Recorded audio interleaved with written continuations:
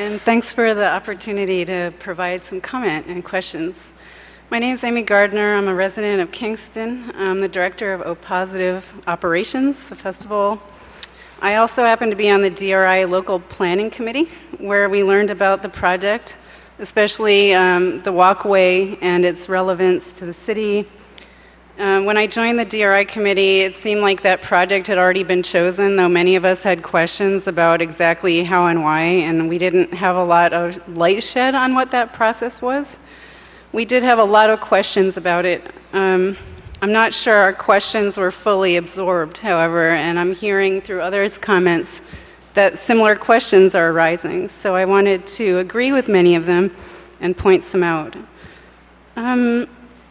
One thing that was disappointing about being on the DRI was this process and the fact that we felt like our voices really weren't heard and our questions weren't taken seriously.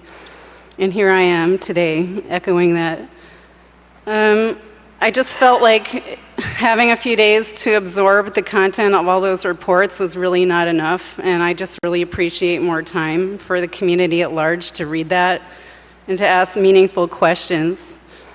Besides the visual impact, which a lot of people have already spoken about, and the lack of SHPO input and stuff like that, I wanted to talk about how I thought the project could be interesting for density of Kingston. But I'm wondering, is this really the right idea? And what's really innovative about a mixed-use retail space with more sort of boutique hotel in Kingston? What really interested some of us on the DRI was the affordable housing aspect of this. And I'm not sure if I have the right numbers here, but it seemed to be suggested that $1,300 or $1,400 for a one-bedroom is market rate and affordable. And I'm here to tell you all that it's not. What kind of stores are going to be put in a retail space? Are they going to be large block stores that can afford rents like that? Do those jobs pay people enough to live in this building with supposedly affordable housing? So I'm not really just thinking about the exterior, which is important too, but about the content of this project.